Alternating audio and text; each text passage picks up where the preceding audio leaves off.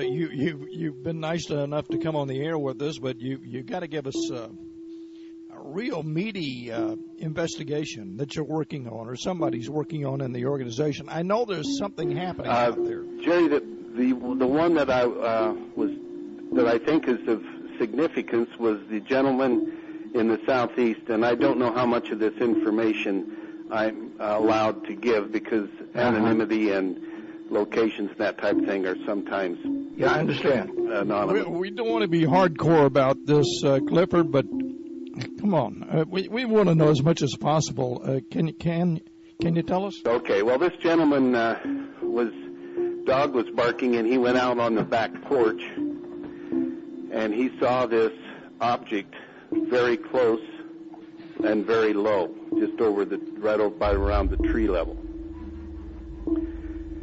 And it kind of bothered him, so he was going to go back inside, I believe, to get a camera. And as he bent over to get there, this object shot a ray of light over onto him and the house. And it did have some effects and burnings on him. He reported it. Now, the strange thing about this is, I'm just going to say it was on a Friday night. Mm-hmm.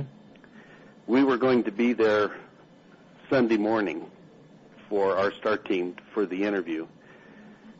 Before we got there, two men dressed in black okay. showed up at the door, and the guy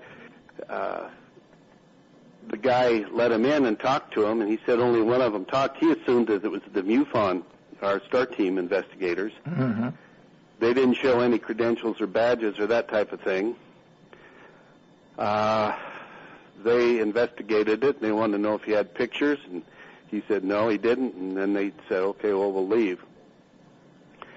So they did leave, and then our MUFON people came. Now, the very good thing about this is it changed our protocol for investigations, Jerry, and this is important for all of us.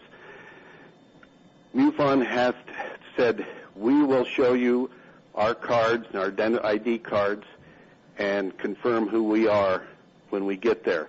Anybody else comes and they don't have those credentials, it's not from MUFON. So that now has been that was implemented just at that time.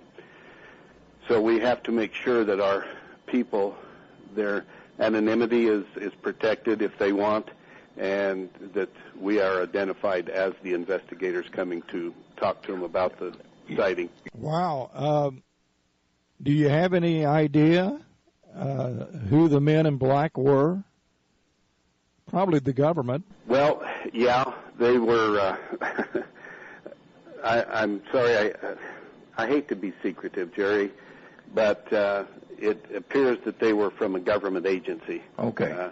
We do know who it is that the car license plates were assigned to, but I'm not at liberty. Clifford, I wonder how they knew about it. I mean, the government. I wonder how they found out. We don't know, Jerry. Sounds like somebody's listening to MUFON phone calls. They may be.